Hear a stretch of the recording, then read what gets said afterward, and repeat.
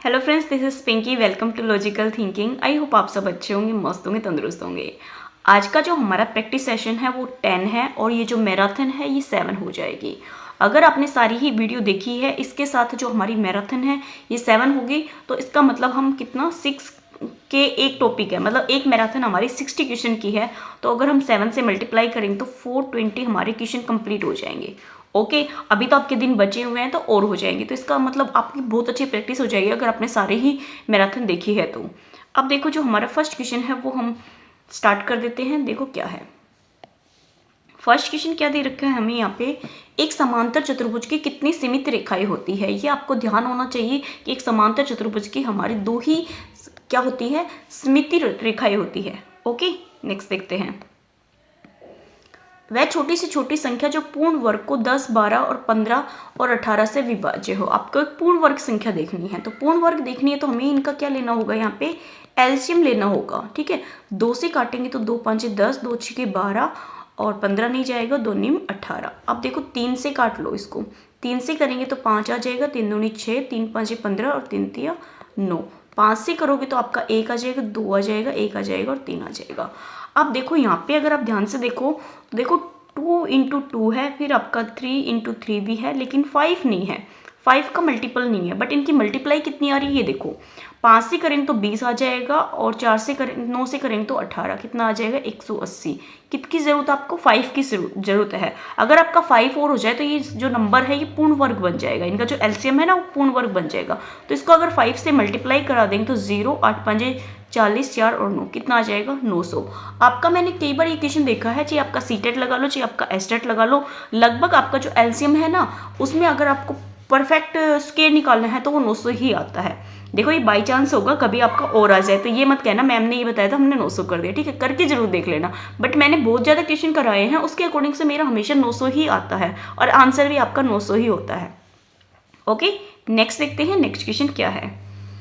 ये आपको क्वेश्चन दे रखा है, ये किसके बराबर है ये पूछ रखा। देखो 4 है, किसी की भी पावर 0 हमारी क्या होती है 1 होती है। प्लस में हमारा 4 का स्केयर 3 का स्केयर मतलब 9 को 1 से डिवाइड करेंगे तो 9 आएगा, प्लस हमारा 3 है। अब देखो यहाँ पे कितना बचेगा 3 और 3 हमारे कितने हो जाएंगे 6 और 9 हमारे कितने हो जाएंगे यहाँ पे 6 और 9 15। ऑप्शन नंबर जो हमारा बी है ना ये सही हो जाएगा। कई बार सीटेट बहुत लंबी क्वेश्चन दे देता है, कई बार आपको पजल कर सकता है। आकृति दे रखी है, पी क्यू आर दे रखी है, टी क्यू आर दे रखी है। पी क्यू हमारी जो है वो पैरेलल है पी क्यू टी आर के, और पी आर जो पैरेलल है वो टी क्यू के है। ओके, निम्न में से कौन सा कथन सत्य है। अब देखो सर्वांग सम का पूछा है। ठीक है, सर्वांग सम या कॉन्ग्रुएंसी जो होती है वो कैसे चेक करते हैं, जो साइड हमें दे रखी है ना उसके सेम साइड हमें किसकी लेनी होती है, दूसरी वाली ट्रायंगल की लेनी होती है। तो देखो सभी में क्या है टी क्यू आर है, P Q R, so T Q R नहीं पी क्यू आर, पी है फिर क्यू है फिर आर है। देखो आपने देखा होगा ये जो है क्यू आर ये हमारा कॉमन बेस है दोनों ही ट्रायंगल का। अब ये कॉमन बेस है तो देखो पहले पी आ रहा है फिर क्यू आ रहा है फिर टी, सॉरी पहले पी आ रहा है फिर आर आ रहा है, एक सेकेंड, पहले हमारा पी आ रहा है फिर क्यू आ रहा है फिर आर आ रहा है। तो इसका मतलब हम पी से चले हैं, पी से चल रहे हैं तो डबल निशान है ना ये बराबर है, फिर हमारा बेस आ गया, फिर हमारी एक साइड इक्वल आ गई।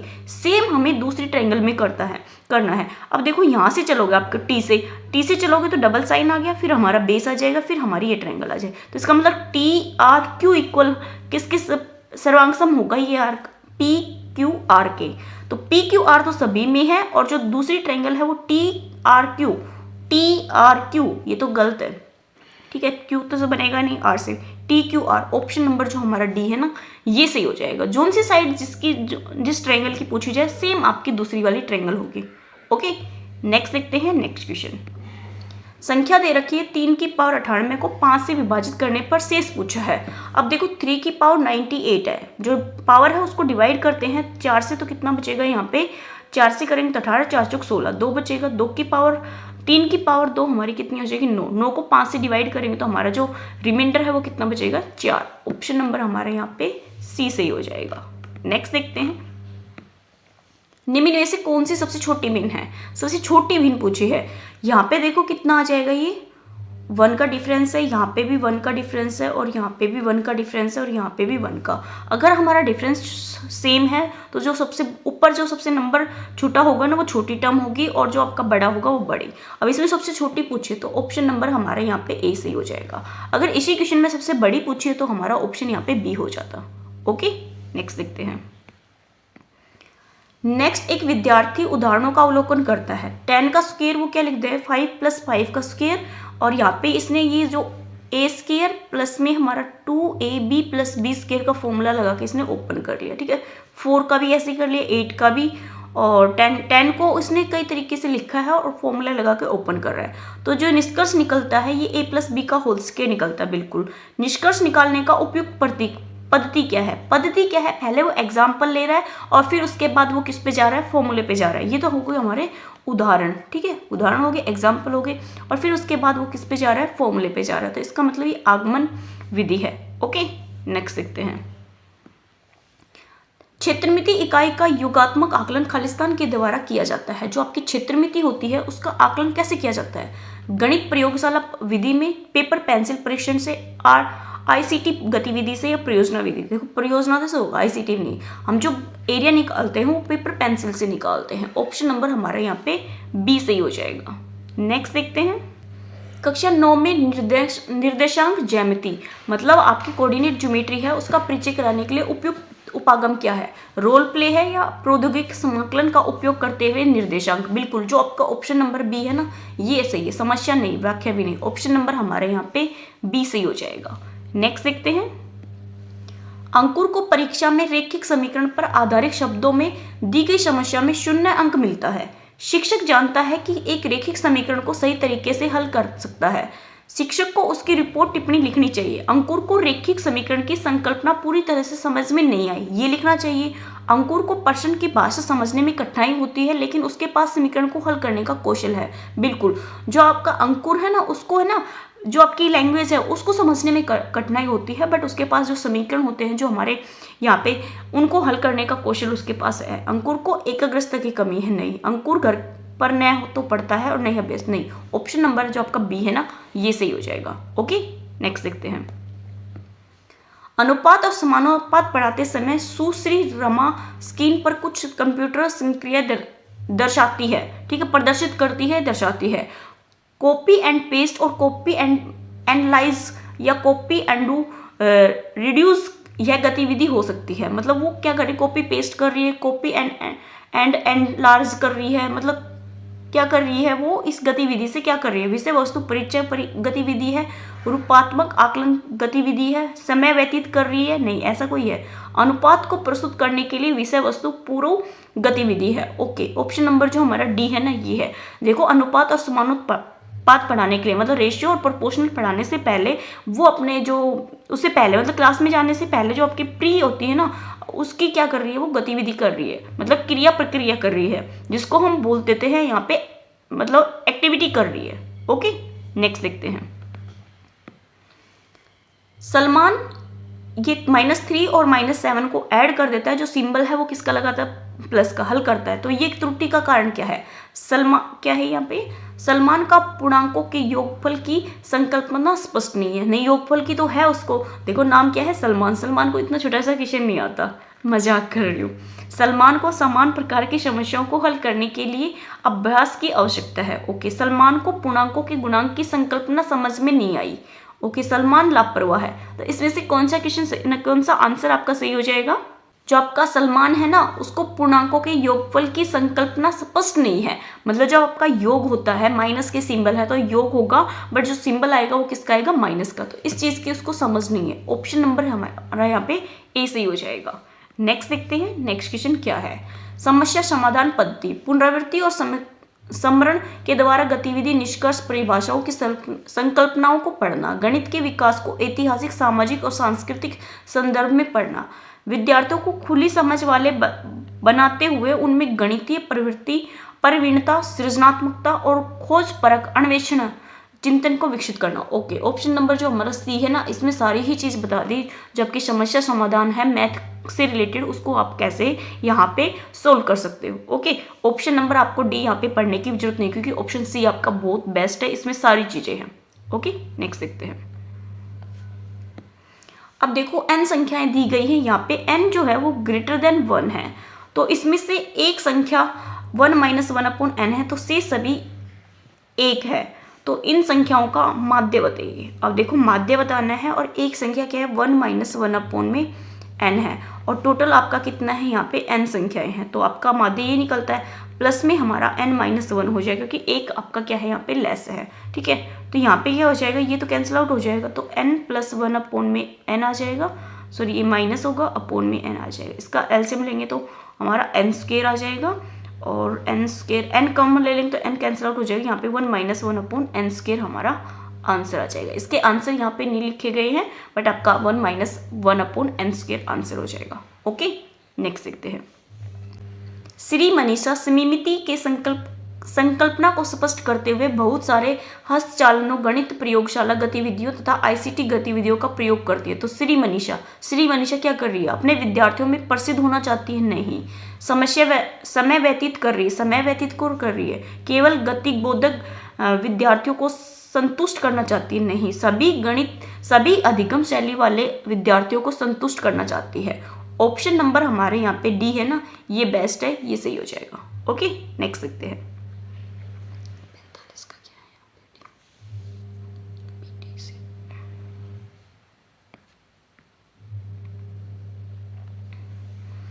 ये आपको दे रखा है और इसमें पूछा है ये किसके बराबर है। ओके, अगर आप इसको सोल्व करते हो तो यहाँ पे इसी को सोल्व कर लेते तो 3/4 आ जाएगा, इसका 6/5 आ जाएगा।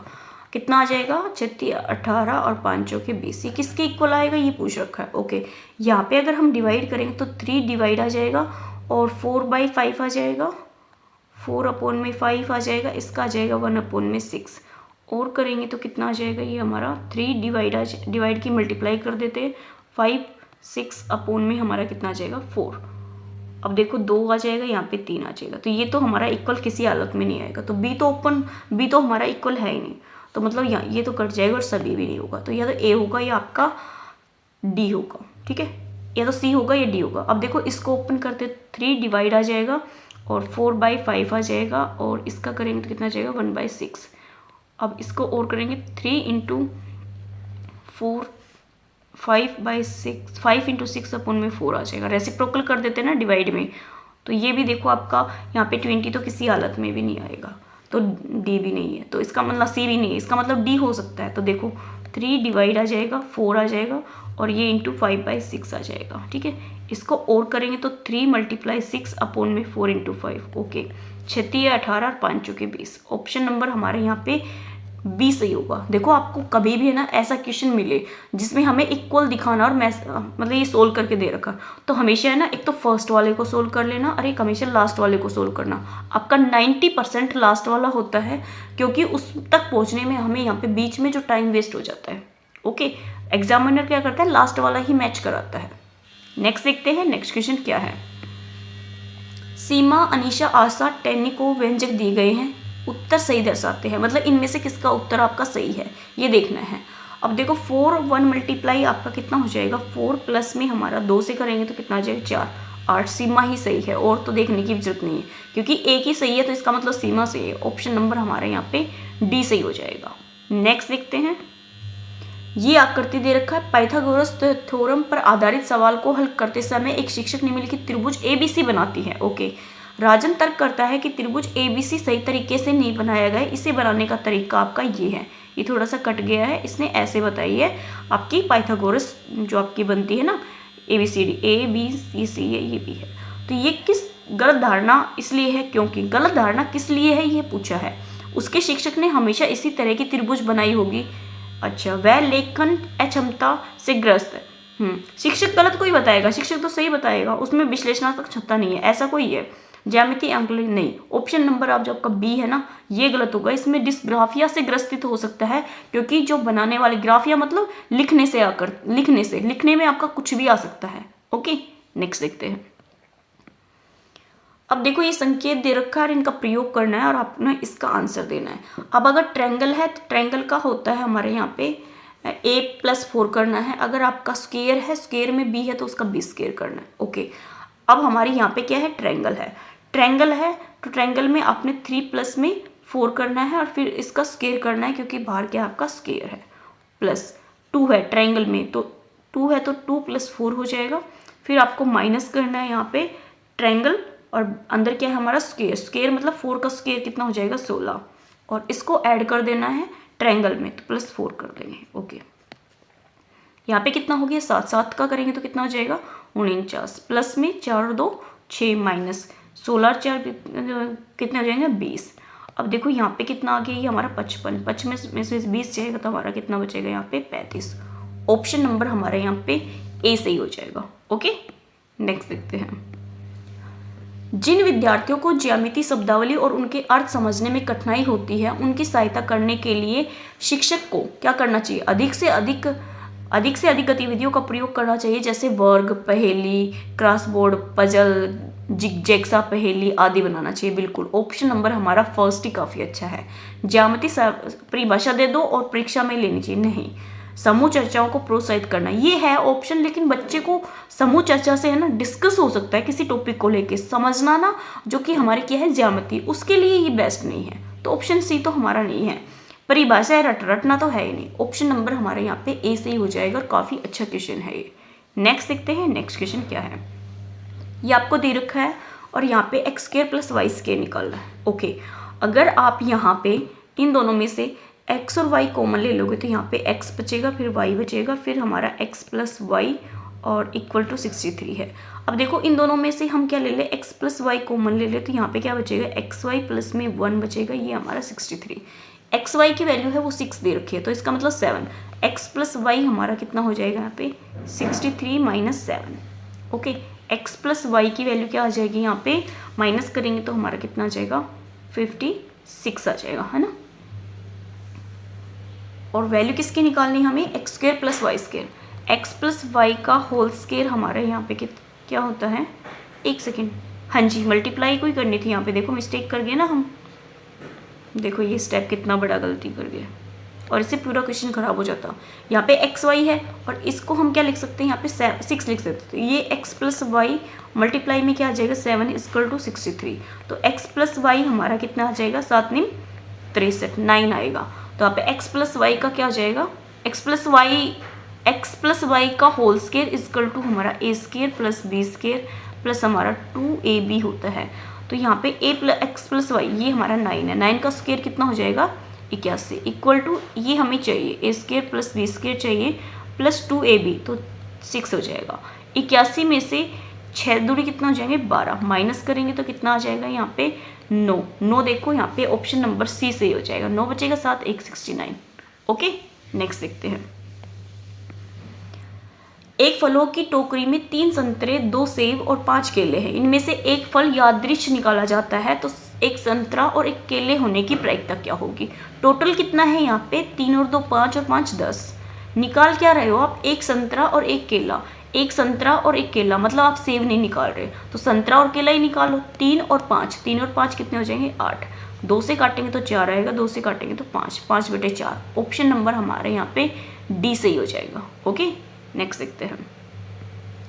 अब देखो ये ट्रायंगल दे रखी है, इसमें ABC एक समद्वि बाहु है। ओके, समद्वि बाहु है तो कौन सी साइड है, CA के इक्वल है, CA और CB के इक्वल है। ओके, BC, B और C को D तक बढ़ाया जाता है और जो CE है वो पैरेलल है BC।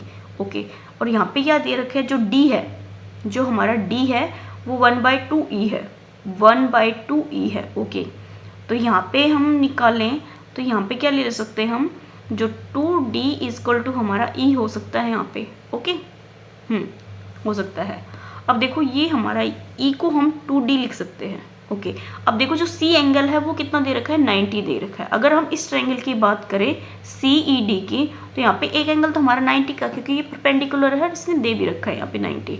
अब एक एंगल जो D है ना, इसको अगर हम यहाँ पे D ले लें और जो E एंगल है उसको हम 2D लिख सकते हैं तो ये किसके इक्वल आ जाएगा यहाँ पे 180 के। अब 3D है वो किसके इक्वल आ जाएगा 90 के, तो D हमारा किसके इक्वल आ जाएगा यहाँ पे 30।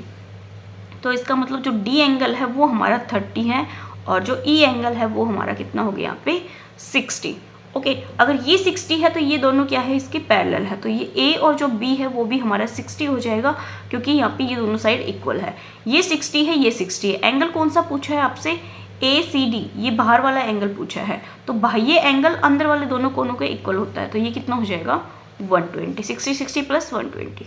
ऑप्शन नंबर हमारा यहाँ पे ए सही हो जाएगा। ओके नेक्स्ट देखते हैं।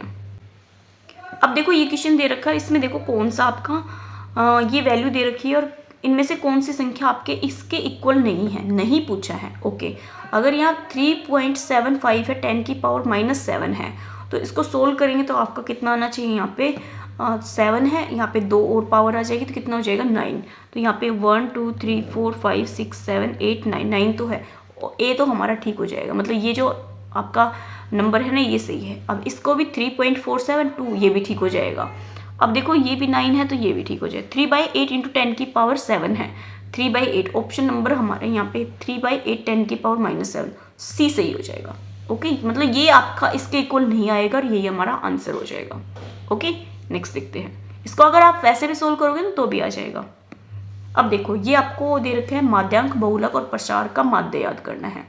ओके प्रसार मतलब रेंज, रेंज तो क्या हो जाएगी हमारे सबसे बड़ा नंबर माइनस सबसे छोटा 14, सबसे बड़ा 14 है, माइनस कर देंगे इसमें सबसे छोटा 6, तो कितना आ जाएगा हमारे यहाँ पे 8। अब देखो बहुलक, बहुलक क्या होता है, सबसे ज़्यादा रिपीट होता है, रिपीट हमारे यहाँ पे मेरे को तो 9 दिख रहा है तो 9 हो जाएगा। फिर हमारा माध्यांक, माध्यांक क्या होता है, बीच का नंबर, नंबर काउंट करो 1 2 3 4 5 6 7 8, 8 है तो इसका मतलब 2 2 आएगा, तो हम इसको एक बार असेंडिंग ऑर्डर में लगा लेते हैं। 6 6, फिर उसके बाद 8 8, फिर 1 2 3 9 है, फिर हमारा 14 है, 1 2 3 4 5 6 7 8 हो गया।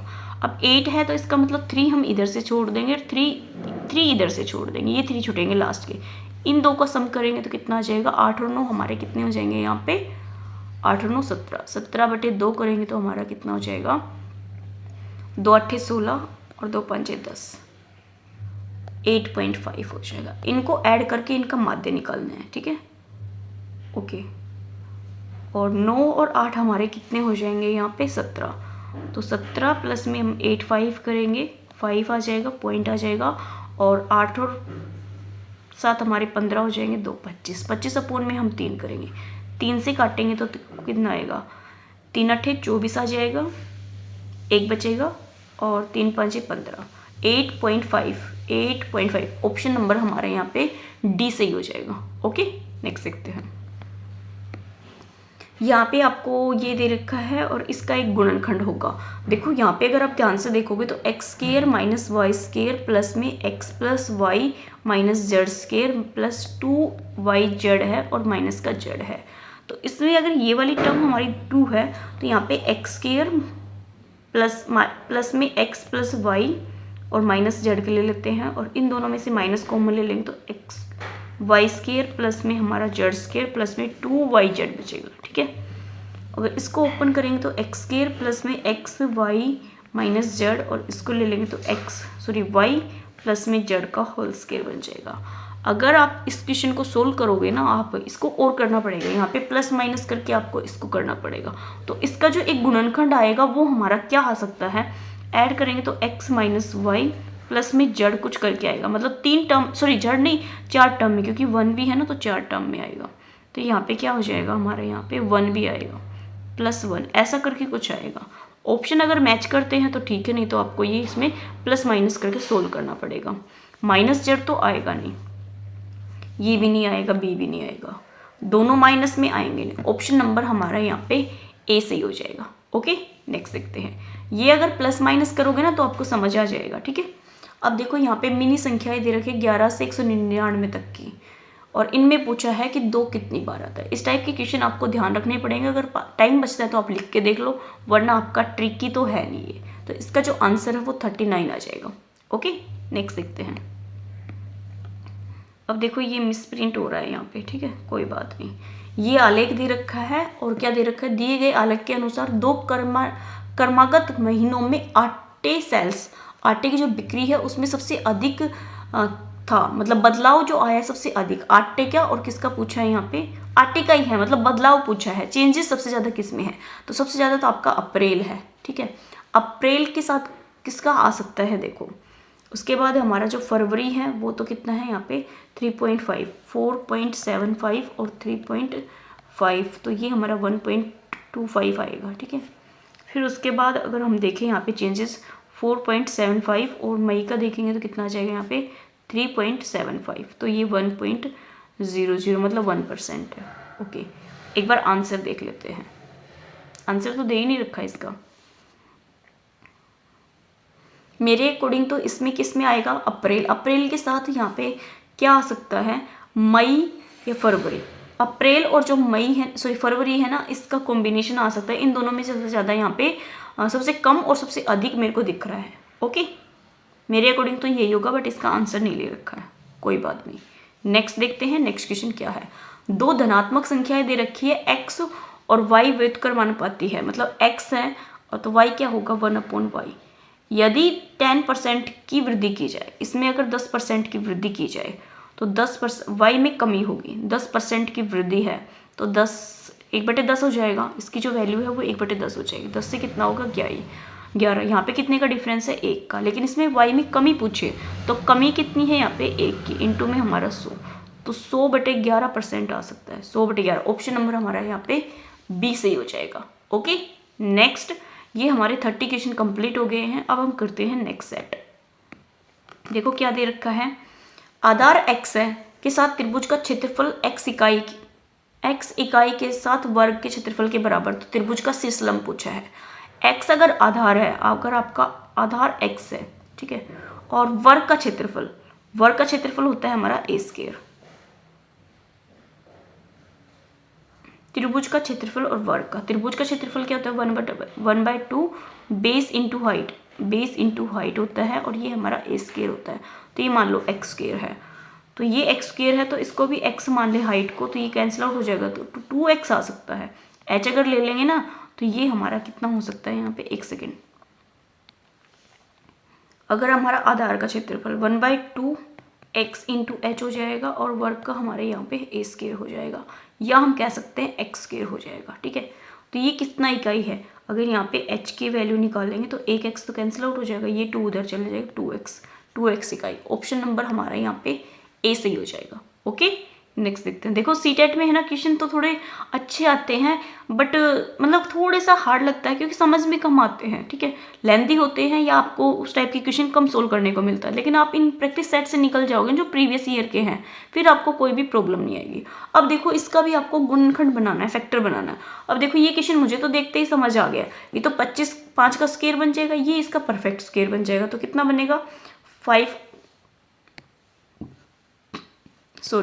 का स्क्वायर हो जाएगा, माइनस आपका क्या हो जाएगा p + q का होल स्क्वायर हो जाएगा। इसको ओपन करेंगे तो 5p - q आएगा, और एक बार 5 + p + q आ गया। ऐसे ही उसी के फैक्टर थे।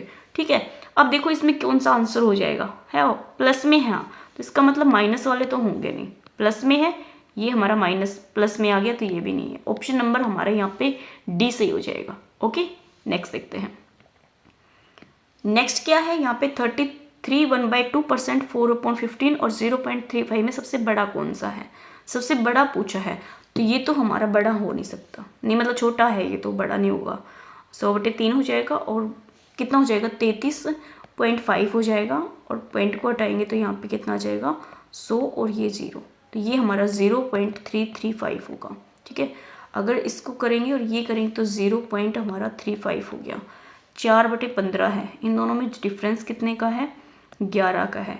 11 से डिवाइड करेंगे तो 11 × 33, 0.3 आएगा, और कितना बचेगा 33 7, और 11 से डिवाइड करेंगे तो कितना आएगा हमारा 5, तो 0.35 है ना, ये हमारा छोटा हो जाएगा। ऑप्शन नंबर हमारे यहाँ पे ए सी हो जाएगा। छोटा नहीं बड़ा आएगा, सबसे बड़ा है ना, तो ये हमारा 0. देखो 33 था, तो कितने 7 बचेंगे, 7 जाएंगे तो 6 आ जाएगा, 6 आएगा ना, इसलिए ये बड़ा आएगा। अगर छोटा पूछता तो आपका कौन सा हो जाएगा 0.35 वाला, नहीं, हाँ जी 0.33 वाला हो जाता। 33 से 1/2% है नहीं, ये हो जाता, लेकिन बड़ा पूछा है तो ए ऑप्शन सही हो जाएगा। ओके, नेक्स्ट देखते हैं। अब देखो काफ़ी अच्छा क्वेश्चन दे रखा है, बड़ा है बट पढ़ेंगे। गणित पढ़ाने के एक उपागम के रूप में समस्या समाधान के बारे में चर्चा करते हुए शिक्षक ने 4 विचार दिए। निम्नलिखित कौन सा विचार उपागम के वास्तविक अर्थ को उचित सिद्ध नहीं करता? नहीं पूछा है, नहीं। मेरे विचारों से समस्या समाधान को सामान्य गणित की कक्षा से जोड़कर बेहतर होता है। ओके, मेरे विचारों से समस्या समाधान और गणित तर्क में कोई भी संबंध नहीं होता। ऐसा कोई हो तो जो आपके विचार होते हैं जिनमें प्रॉब्लम होती है और गणित का जो तर्क होता है उसका कोई लॉजिक नहीं होता, ऐसा तो नहीं है। नहीं पूछा है ना, तो नहीं तो हमारा यही सही लग रहा है, नहीं है ना, तो यही हमारा सही है। मेरे विचारों में समस्या समाधान के प्रश्न वास्तविक जीवन की समस्याओं को बनाए जाने चाहिए। बिल्कुल, ये मेरे विचारों से गणित की पाठ्य पुस्तक के कई प्रश्न समस्या समाधान के इस्तेमाल किए जाते हैं, ये भी सही है। ऑप्शन नंबर आपका बी गलत है, यही हमारा सही हो जाएगा। नेक्स्ट देखते हैं। ये एक वर्गाकार कागज है। ABCD को जब AC की अक्ष पर घुमाया जाता है तो इनमें से ठोस आकृति बनेगी। इसके लिए पूछ रखा है कि हमारी कौन सी आकृति बनेगी, इसके भी ऑप्शन नहीं है। अब देखो, इसको अगर आप घुमाओगे ऐसे, तो इसको अगर ऐसे घुमाओगे तो ये आपका ये है, तो इसको ऐसे हो जाए। तो पूछा क्या है, ये भी तो होना चाहिए ना हमारा यहाँ पे। कोई बात नहीं, इसको स्किप करो। नेक्स्ट देखो, ये दे रखे हैं समीकरण आपके 3 दे रखे हैं। हल नहीं कर पाया, इन बीजगणित को हल नहीं कर पाया शिक्षार्थी, जिसे समझ में नहीं पाया कठिनाई क्षेत्र को हो सकता है। कठिनाई क्षेत्र क्या हो सकता है? देखो 4x + 6y है, ये आपका है और ये है और ये है, बट इनको समझ नहीं पाया। समीकरण को ग्राफ विधि के द्वारा हल किया जाना चाहिए, ये भी हो सकता है। और 3 में दिए गए दोनों समीकरण उचित संख्याओं के गुणन करने पर परिवर्तित किए जा सकते हैं, ये भी हो सकता है। 2 समीकरण को हल करने के लिए उनका योग और घटाना किया जा सकता है, ये भी हो सकता है। प्रतिस्थापना विधि द्वारा 2 समीकरणों को हल किया जा सकता है। बिल्कुल, ऑप्शन नंबर आपका जो डी है ना, ये भी सही हो जाएगा। इन दोनों में क्या करा देंगे हम यहाँ पे, प्रतिस्थापना। ओके, नेक्स्ट देखते हैं, नेक्स्ट क्वेश्चन क्या होगा। घातांक का कार्य करते हुए एक शिक्षार्थी की नोटबुक में जो कार्य देखा गया है वो इस प्रकार है। मतलब 4 का स्क्वायर है, 4 का क्यूब और 4 का स्क्वायर है, दोनों को क्या कर दिया, 5 कर दिया। यहाँ 6 है और 4 4 8 कर दिया। यहाँ सेम नहीं है, यहाँ पे क्या कर दिया, इन दोनों की मल्टीप्लाई करके और जो पावर है उनको ऐड कर दिया। तो समझ नहीं आया कि खालिस्तान किया जा सकता है। जो स्टूडेंट है उसको क्या समझ में नहीं आया, समान आधार वाली संख्याओं को गुणन, अलग अलग आधार वाले को गुणन, घातांकों का योग और गुणन। क्या नहीं समझ आ रहा? जो स्टूडेंट है उसको अलग आधार वाली संख्याओं का गुणन, जो अलग आधार वाली संख्याएं होती ना उनका गुणन कैसे होता है, ये उसको समझ नहीं आया। ओके, नेक्स्ट देखते हैं। नेक्स्ट भी सेम ही हो गया, कोई बात नहीं। विद्यार्थी गणितीय समस्याओं को हल करते समय गलतियां करते हैं। क्या गलतियां करते हैं और क्यों? क्योंकि उनका सामाजिक आर्थिक स्तर पर निष्पादन को प्रभावित करता है, ऐसा कोई है। वे अर्थ निकालने निर्माण के समय प्रयास में संकल्पनाओं का वैकल्पिक निर्वाचन करते हैं। वे पर्याप्त अभ्यास नहीं करते, ऐसा भी नहीं है। वे एक से अधिक पाठ्य पुस्तक नहीं पढ़ते, ये भी नहीं है। ऑप्शन नंबर जो आपका बी है ना, ये सी हो जाएगा। अगर आप किसी भी प्रॉब्लम का अर्थ जान लेते हो तो उसके बाद जो आपकी प्रॉब्लम होती है वो सोल्व हो जाते हैं। उसको हम कई तरीके से देखेंगे तो वो और अच्छे से सोल्व हो जाएगी।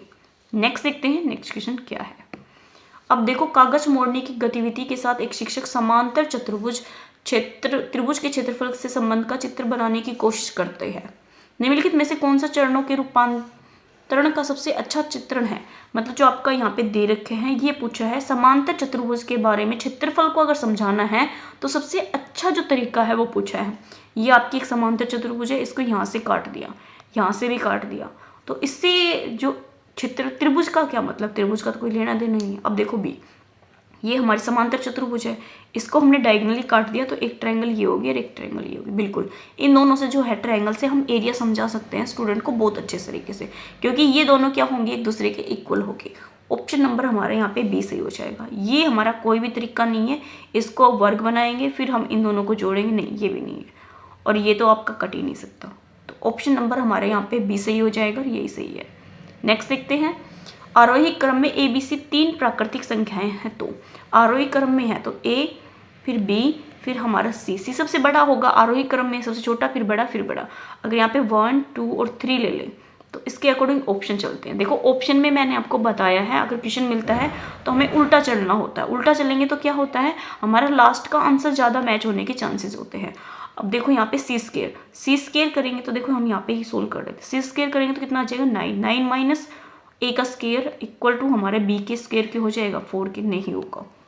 अब देखो यहाँ पे सी स्केयर मतलब 9 -1 का स्केयर ये ग्रेटर होगा हमारा 4 से, बिल्कुल 5 ग्रेटर होगा। ऑप्शन नंबर हमारे यहाँ पे सी सही हो जाएगा। अगर आप इसमें ऊपर से चलते, ए से चलते, तो पहले आप ए करते, फिर आप बी करते, फिर सी पे आते, तो 2 और आते ना। इससे देखो हमने डी देखा, डी नहीं था तो हमने सी देख लिया। उल्टा चला करो ताकि बहुत चांसेस होते हैं डी आंसर आने के, बट इसमें हमारा सी आया है। ओके, नेक्स्ट देखते हैं। ये आपको दे रखा है और इसका मान पूछा है। स्टार का मतलब होता है ए स्केयर प्लस बी स्केयर, तो 5 का स्केयर और 2 का स्केयर कितना हो जाएगा यहाँ पे, 25 और 4 29। अब 29 और 25 हो गया। अब इन दोनों को क्या करना है, ए स्केयर माइनस बी स्केयर, ए स्केयर माइनस बी स्केयर मतलब 29 का स्केयर माइनस हम क्या कर देंगे यहाँ पे 25 का स्केयर। अगर देखो आपको 29 का स्केयर याद नहीं है तो आपको पता है यहाँ पे 81 आएगा, ठीक है। ये कितना आएगा 625। अब देखो एक में से 5 जाएगा तो 6 बचेगा। ऑप्शन नंबर हमारे यहाँ पे देखो सी तो और डी तो हो ही नहीं सकता, या तो बी हो सकता है या आपका ए हो सकता है। अब देखो आपको पूरा ही सोल्व करना पड़ेगा। अब जो 29 है इसके मल्टीप्लाई करनी पड़ेगी आपको, 81 8 9 दूनी 18 और 8 हमारे कितने हो जाएंगे यहाँ पे 26, 8 4 और 1 5, 1 4 और 7, 741 625। यहाँ पे आ जाएगा आपका 6 3 1 आ जाएगा तो 216। ऑप्शन नंबर हमारा यहाँ पे बी सही हो जाएगा। ओके, नेक्स्ट देखते हैं। ट्रिकी करने की कोशिश किया करो अगर आपका कोई क्वेश्चन निकलता है तो। एक आयताकार प्लांट की लंबाई और परिमाप आपको ये दे रखे, तो प्लांट की लंबाई और चौड़ाई में अनुपात पूछा है। देखो लंबाई दे रखी है और साथ में जो पेरीमीटर है वो दे रखा है, वो 1 और 3 दे रखा है। अगर इसकी लंबाई अगर आप x मान लो तो जो चौड़ाई है उसको y ले लो, ठीक है। तो इन दोनों का रेशियो आपको दे रखा, तो इसका मतलब रेशियो निकालेंगे तो x अपॉन में क्या हो जाएगा 2x plus Y equal to हमें 1/3 दे रखा है। ये आपको समझ आ रहा होगा मैंने कैसे लिया है। ये हमारे यहाँ पे पेरीमीटर होता है जो 3 के इक्वल है, ये हमारी यहाँ पे लेंथ है। मल्टीप्लाई करेंगे तो 3x हो जाएगा, यहाँ पे 2x प्लस में हमारा 2y आ जाएगा। अब इसको इधर लेके जाएंगे तो x आ जाएगा, ये हमारा 2y हो जाएगा। रेशियो निकालेंगे तो हमारा 2:1 आ जाएगा, क्योंकि इक्वल में है ना तो रेशियो में हमारा अपोजिट हो जाता है, तो 2:1। ऑप्शन नंबर हमारे यहाँ पे डी सही हो जाएगा। ओके, नेक्स्ट देखते हैं। नेक्स्ट 13 की पावर 2003 में इकाई के स्थान पर आएगा। इकाई के स्थान पे क्या आ जाएगा आपको पता है, अगर यहाँ पे 0 होता तो ये हमारा 4 से पूरा ही डिवाइड हो जाती क्या पावर, बट यहाँ पे कितना है 3। अब 3 की और 3 की पावर करेंगे तो 27 7 आएगा हमारा इकाई का अंक। ओके, नेक्स्ट देखते हैं। एक सेकेंड और, अगर आपको समझ नहीं आ रहा हो ना तो 2003 को आप 4 से डिवाइड करोगे तो जो रिमाइंडर है वो 3 बचेगा, तो 3 की पावर हम 3 करेंगे तो कितना आ जाएगा 27। तो इकाई का अंक क्या आएगा 7। ओके, नेक्स्ट देखते हैं। एक पूर्ण घन संख्या प्राप्त करने के लिए ये है, इसमें सबसे छोटी संख्या गुणा की जाए, मतलब इसको सबसे छोटी संख्या किससे गुणा करे कि ये हमारा पूर्ण घन बन जाए, मतलब परफेक्ट क्यूब बन जाए। अब देखो 6 8 6 है, 00 को हम अलग ले लेते हैं 100। अब इसको अगर 2 से मल्टीप्लाई डिवाइड करें तो हमारा कितना आ जाएगा 3 4 3 आ जाएगा। अगर आपको ध्यान हो तो 343 हमारा 7 का क्यूब होता है। अब यहाँ पे 2 है, अब यहाँ पे कितना है 100 को हम 10 × 10 लिख सकते हैं, और ये 5 × 2 लिख सकते हैं, इसको 5 × 2 लिख सकते हैं। क्यूब चाहिए तो एक तो 2 ये, एक ये और एक ये, तो 2 का तो हमारा क्यूब हो जाएगा। बचा किसका क्यूब है यहाँ पे, सिर्फ 5 का और हो जाता तो हमारा ये 5 का भी क्यूब हो जाता, तो 5 का कितना है 2, तो हम एक 5 से और मल्टीप्लाई कर देंगे तो ये हमारा क्यूब बन जाएगा, ठीक है। तो ऑप्शन नंबर हमारे यहाँ पे सी सही हो जाएगा। ओके, नेक्स्ट देखते हैं। छोटे क्वेश्चन होते हैं उनको क्वेश्चन में ही सोल्व करने की कोशिश किया करो, अलग से लिख के अलग से सजाने की जरूरत नहीं है। अब यहाँ पे 3 खरीदने पर 1 मुफ्त है, मतलब 3 खरीदी है और आपने 1 मुफ्त पाई है, तो छूट देने का क्या है, छूट आपने किसने, इसका मतलब आपने टोटल कितना हो गया यहाँ पे 4, तो टोटल तो आपका 4 है, खरीदी कितनी है आपने 3, तो यहाँ पे डिफरेंस कितना है 1 बटे आपका 3 आ जाएगा इंटू में 100, तो 33.3। ऑप्शन नंबर जो आपका यहाँ पे सी है ना ये सही हो जाएगा। ओके, नेक्स्ट देखते हैं। सी पर साइकिल चलाने वाला बी की तरफ साइकिल चला रहा है। ए और बी दोनों समांतराली आने से पहले, ए और क्या है बी, ए और बी दोनों मतलब समानांतर आने से पहले सी से कितनी दूर तक साइकिल चलानी होगी। ये 2 किलोमीटर, ये 4 किलोमीटर, ये 10 है, 2 और 4 6 और 4 10 हो गया, और कितना हो गया 10, और 4 5। तो ऑप्शन नंबर हमारे यहाँ पे ये वाली जो दूरी है ना, ये इसने पूछी है। ये 4 है, ये 2 है, ये 4 है, ये 2 है। तो इसका मतलब ये हमारा कितना हो जाएगा यहाँ पे 5। 4 और 2 6 और 1 5। ऑप्शन नंबर हमारे यहाँ पे बी सी हो जाएगा, 5 आंसर आएगा। ओके, नेक्स्ट देखते हैं। अब देखो ये दे रखा, पर कक्षा 6 में शिक्षिका प्रत्येक बच्चे को 1 सेंटीमीटर ग्रेड पेपर और कैंची देती है और चाहती है कि वे बताए कि द्विआयामी आकृति की त्रिआयामी वस्तु के बारे में कैसे मोड़ा जा सकता है। तो निम्नलिखित कौन सी संकल्पनाएं खोजी जा सकती है। मतलब आपकी जो 2 डायमेंशनल होती है ना, 2 डायमेंशनल और 3 डायमेंशनल दोनों को मोड़ा जाए तो मतलब कौन सी संकल्पनाओं के बारे में खोज रहा है, ये पूछा है। ये हमारा क्या है यहाँ पे, घूर्णन है। ऑप्शन नंबर हमारा यहाँ पे सी सही हो जाएगा। इसको आप ऐसे ही याद कर लेना। नेक्स्ट देखते हैं, नेक्स्ट क्वेश्चन क्या है। अब देखो, यदि एक वर्गाकार कागज की 2 आसन भुजाओं को 20% और 40% घटाया जाए तो नया क्षेत्रफल कितने प्रतिशत घट जाएगा। क्या घटा रहा है, वो कम कर रहा है। तो 20% की वैल्यू कितनी होगी, 1/5, और 40% की कितनी हो जाएगी, 2/5। ठीक है, कम कर रहा है। तो इसका मतलब 5 थी, फिर उसके बाद उसने कम करी तो कितनी होगी, 4। ये कितनी कम होगी यहाँ पे, 3। तो 5 के 20 और 5 15। ठीक है, कितना कम आ गया, 5 किसके, 20 पे, इंटू में हमारा कितना आ जाएगा, 100। 20 5 कितना हो जाएगा यहाँ पे, 100।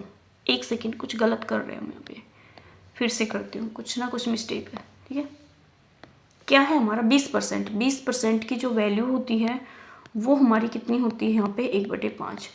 ठीक है, 40% की वैल्यू कितनी हो जाएगी यहाँ पे, 2 5 10। कम है, कम किया है। तो इसका मतलब जो हमारी लेंथ इंटू ब्रेथ है, और जो लेंथ इंटू ब्रेथ है चेंज होने के बाद, तो यहाँ पे कितना था, यहाँ पे 5 था, एक कम हो गया, कितना हो गया, 4। पहले हमारा 5 था और फिर हमारा 2 हो गया, तो कितना कम हो गया, 3। तो 5 5 25 हो गया, और 4 3 12 होगा। 25 और 12 में जो डिफरेंस है वो कितने का है, यहाँ पे 13 का है। 13 का डिफरेंस है, और अपोन में 25 इंटू में 100। 13 से 25 से काटेंगे तो 25 चौके 100, 13 चौके 52। कितना परसेंट की कमी आएगी, 52 की। ऑप्शन नंबर हमारे यहाँ पे ए से ही हो जाएगा। ओके, नेक्स्ट देखते हैं। यहाँ पे नंबर दे रखा है और इसमें पूछा है इसका मान। ओके, यहाँ पे 547.527 दे रखा है, अपोन में 0.0082 दे रखा है। अगर आप ध्यान से देखोगे, यहाँ से ये पॉइंट हटेगा तो मतलब 3 नंबर, तो एक पॉइंट हटेगा तो यहाँ पे हमारी एक 0 आ जाएगी ओनली, और ये हमारी x के इक्वल है। तो ये तो हमारी जो नंबर है यही चाहिए। यहाँ पे वैल्यू क्या निकालनी है, इनमें से कोई आपकी एक वैल्यू होगी। तो यहाँ पे ये पूरा क्या आ गया, x आ गया। इसको अगर यहाँ पे लिखेंगे तो कितना आ जाएगा, ये x है ना, तो x अपोन में 10 आ जाएगा। x अपोन में 10 आंसर है। ऑप्शन नंबर हमारा यहाँ पे सी सही हो जाएगा। ओके, नेक्स्ट देखते हैं। समद्विबाहु त्रिभुज की भुजा और ऊंचाई का जो अनुपात होता है, ये आपको सभी को पता है, 2:3 होता है। ओके, नेक्स्ट देखते हैं। निकालोगे तो टाइम वेस्ट होगा, इन चीज़ों को याद रख लेना, क्योंकि छोटी छोटी चीज़ें हैं, इनको ध्यान में रख सकते हो। अब देखो, ये ट्रायंगल दे रखी है और इसमें जो एक्स एंगल है ये हमसे पूछा है। अगर हमसे एक्स पूछा है तो कैसे निकालेंगे, ये 54 है, ये दोनों हमारी साइड क्या है, पैरेलल है, तो ये एंगल भी हमारा कितना हो जाएगा, यहाँ पे 54 का हो जाएगा। ओके, अगर ये 54 का है और ये भी 54 का है, तो ये एंगल कितना हो जाएगा, ट्रायंगल का सम होता है 180। 180 में से हम माइनस कर देंगे 8, और कितना हो जाएगा 10, 108, तो मतलब 72 डिग्री। तो ये अगर 72 का है तो ये पूरी साइड कितने की है हमारी, 180 की, तो 72 जाएगा, तो ये हमारा 108 का बचेगा। पूछा क्या है इसने, x पूछा है, तो ये 108 है, तो ये दोनों कितने के बचेंगे, 72 के। 72 का जब हाफ करेंगे तो कितना आ जाएगा, 3 और 6 36। ऑप्शन नंबर हमारे यहाँ पे बी सही हो जाएगा। ओके, नेक्स्ट देखते हैं। इस टाइप के अगर क्वेश्चन को समझने नहीं आता है तो मेरी मैथ करके एक प्लेलिस्ट है, उसको ओपन कीजिए, आपको सब समझ में आ जाएगा। यहाँ पे है 57.12% किसके तुल्य है। ये थोड़ा ब्लर हो गया, कोई बात नहीं, ये मैंने लिख दिया। इसके पूछा है किसके हमारे तुल्य है, लगभग किसके है ये, तो 5 और 12 हो जाएगा, अपोन में हमारा 100 आ जाएगा, इस पॉइंट को हटाएंगे, ये 100 और आ जाएगा। अब इसको काट लो, देख लो किसके समांतर आ जाएगा ये। देखो 4 से काटेंगे तो कितना आएगा, 25। 4 से काटेंगे तो कितना आएगा, 4 एकम 4, 1 बटेगा 4 चौ 16, 1 बचेगा, 4 दूनी 8, 3 4 8 32। 4 से काटेंगे तो 25, 4 से और काट देंगे, देखो कितना आएगा, 4 तिये 12, 4 पंजे 20, 4 सत्ते 28। तो 357 बटे हमारा कितना आ जाएगा, 625 के समांतर आएगा। मतलब लगभग, समांतर नहीं, लगभग, एवरेज, अप्रोक्स। ऑप्शन नंबर हमारा यहाँ पे ए सही हो जाएगा। ओके, नेक्स्ट देखते हैं। ये नंबर दे रखा है, इसमें पूछा ये क्या है, ये देखो 2x माइनस 13 है। मतलब हम 2x से मल्टीप्लाई करेंगे, मान लो यहाँ पे x की वैल्यू है, अगर हम 2 ले लें तो 2 नहीं, मतलब ज़्यादा ही लेंगे या कम लेंगे। तो अगर हमारा मतलब जिससे मल्टीप्लाई कर रहे हैं वो इन से, और माइनस कर रहे हैं हम यहाँ पे क्या, ओड माइनस कर रहे हैं, माइनस का 13, माइनस का 11 और माइनस का 7। तो जो आपका नंबर आएगा वो हमेशा क्या बनेगी, विषम संख्याएं बनेगी। ओके, नेक्स्ट देखते हैं। अब देखो ये भी क्वेश्चन मिस्टेक हो गया ना, नेक्स्ट देख लेते हैं। पता नहीं क्या पीटी बनी है, कुछ ना कुछ, रहने दो इस क्वेश्चन को भी, नेक्स्ट देख लेते हैं। किसी लोहे की छड़ को पुनः डालने हुए उनके अर्धव्यास को 1/4 कर दिया जाए तो उसके आयतन वही रहता है। तो नई लंबाई पूछे, नई लंबाई को कितना किया है, 1/4, अर्धव्यास है। ओके, अर्धव्यास मतलब आपकी ये क्या है, त्रिज्या ही है, ठीक है, इसका 1/4 किया है। तो आयतन में क्या होगा, आयतन में क्या होता है, आयतन हमारा क्या होता है यहाँ पे, किसकी है, लोहे की छड़। लोहे की छड़ हमारी ये होगी तो मतलब बेलन की आकृति होगी, एक तरीके से बेलन की होगी। तो जो हमारा एरिया होता है वो आयतन होता है पाई r² HO का। तो r² मतलब यहाँ पे कितना आ जाएगा, 16 आएगा। तो 16 मल्टीप्लाई आएगा, गुणा आएगा, 16 गुना आएगा। मूल होता है ना, यहाँ पे डायरेक्ट है, इन्वर्सली कोई है, यहाँ पे डायरेक्ट 16 आ जाएगा। ओके, नेक्स्ट देखते हैं। अब देखो ये नंबर दे रखा है, इसका मान क्या होगा। अगर आप इसको ध्यान से देखोगे तो आपका क्या आएगा यहाँ पे, इसको अगर हम 2 से मल्टीप्लाई कर दें तो ये हमारा हो जाएगा 4 प्लस में 2√3, और इसको भी यहाँ पे 2 से मल्टीप्लाई करेंगे तो 4 माइनस 2√3 हो जाएगा। अब देखो इसके परफेक्ट स्क्वायर बनाते हैं, ठीक है, इसको स्क्वायर बनाएंगे तो 2 तो है 3, √3 और √1 कर ले, इनकी मल्टीप्लाई करेंगे और स्क्वायर करेंगे, इन दोनों का हम स्क्वायर करके ऐड करेंगे तो हमारा कितना आ जाएगा, 4।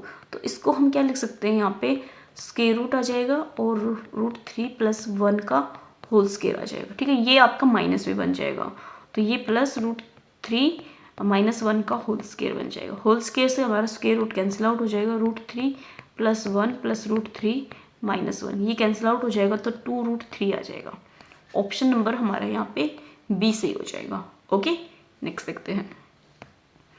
नेक्स्ट क्वेश्चन क्या है, देखो ये नंबर दे रखे हैं और इसने क्या किया है, यहाँ पे देखो 4/16 - 1/8 है, तो इसने क्या कर दिया, ऊपर डायरेक्ट माइनस कर दिया और नीचे भी इसने माइनस कर दिया, ऊपर इसने माइनस कर दिया और नीचे भी इसने माइनस कर दिया। तो यहाँ पे देखो दर्शाता है त्रुटि पैटर्न निरंतर जारी रहे, मतलब जो गलती कर रहा है ना उसको भी उसने कंटिन्यू रखा है। तो इसके बाद पूछा है जो ये आपको फ्रैक्शन दे रखा है इसका उत्तर क्या होगा, यहाँ पे माइनस करेंगे तो कितना आ जाएगा 3 और नीचे माइनस करेंगे तो 4, 3/4। ऑप्शन नंबर हमारा यहाँ पे डी सही हो जाएगा। देखो गलत है क्वेश्चन को सोल्व करने का तरीका और गलत का ही आंसर पूछ रखा है आपसे, कोई बात नहीं। नेक्स्ट देखते हैं।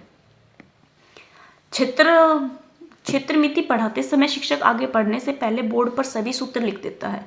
यह तरीका दर्शाता है कि खालिस्तान का अनुपालन कर रहा है, मतलब आपके जो है ना फॉर्मूले पहले लिख दिए फिर उसके बाद वो क्या कराएगा, एग्जाम्पल कराएगा। तो अगर उसने फॉर्मूले पहले बता दिए और एग्जाम्पल बाद में बता रहा है तो ये हमारा निगमन उपागम है। ओके, नेक्स्ट देखते हैं। अगर वो एग्जाम्पल पहले देता और फॉर्मूला बाद में बताता तो ये हमारा आगमन हो जाता। गणित में बेहतर होने के लिए एक व्यक्ति को खालिस्तान आवश्यक है, मतलब गणित में अगर आप परफेक्ट होना चाहते हो तो उसके लिए क्या जरूरी है, अमूर्त चिंतन और तर्क संगत विवेचन द्वारा समस्याओं को बनाने और उन्हें सूत्रबद्ध करने की। बिल्कुल, अगर आपको मैथ में परफेक्ट बनना है, अच्छा बनना है, कमांड अच्छी चाहिए तो अमूर्त चिंतन मतलब जो आपके माइंड में चलता है ना, अमूर्त, जिनको हम देख नहीं सकते, टच फील नहीं कर सकते, जैसे आपका 3 है, इसको आप अमूर्त का मतलब देख सकते हो और उसको टच फील नहीं कर सकते, ठीक है। तो इसको टच नहीं कर सकते, फील नहीं कर सकते, बट ये नंबर तो है ना, एग्जिस्ट तो कर रहा है ना, वो वाली चीज़ है। ऑप्शन नंबर हमारे यहाँ पे ए सही हो जाएगा। नेक्स्ट और लास्ट क्वेश्चन देखते हैं क्या है। एक आयताकार दे रखा है, इसको बराबर भागों में बांट रखा है और इसमें किसका आंसर पूछा है, इसमें छायांकित भाग का आंसर पूछा है। देखो ध्यान से देखना, पूरा तो क्या है आपका आयत है, आयत में इसने क्या कर दिया, हाफ कर दिया, तो इसका मतलब हाफ है। हाफ का क्या किया इसने, 1 2 3, 3 में डिवाइड कर दिया, तो टोटल हमारा 3 है। 3 में छायांकित का पूछा है, तो छायांकित भाग कितने हैं, 2 है। प्लस करेंगे, हाफ था, ये भी नीचे वाला भी तो हाफ है ना, एक हाफ ये है और एक हाफ ये है, तो इसमें भी कितना आ जाएगा, 1/2। अब टोटल 1 2 3 4 पार्टीशन किए हैं, टोटल 4 है, और छायांकित कितने हैं, 2 है। तो 2 से 2 कट गया, 2 से 2 कट गया, तो 1/3 प्लस में 1/4, तो हमारा आंसर कितना आ जाएगा, 7/12। ऑप्शन नंबर हमारा यहाँ पे बी सही हो जाएगा। ओके, आज के जो 60 क्वेश्चन थे वो कंप्लीट हो गए हैं। आई होप आपको ये क्वेश्चन पसंद आए तो प्लीज़ लाइक कीजिए, सब्सक्राइब कीजिए और अपने दोस्तों के साथ जरूर शेयर कीजिए। Okay, thank you.